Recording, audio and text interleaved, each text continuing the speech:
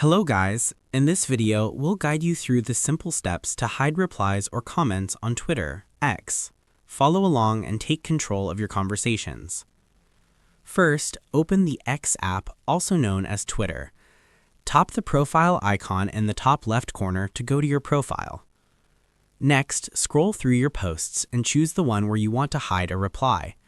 Tap the three dots next to the username of the person who replied to your post. From the list of options that appear, select Hide Reply. Confirm your choice, and you'll also have the option to block the user if needed. Now, to view or manage hidden replies, go to your post and tap the three dots either next to your name or at the top right corner of the tweet. Tap View Hidden Replies to see everything you've hidden so far. If you want to unhide a reply, just tap the three dots next to that comment and select Unhide Reply.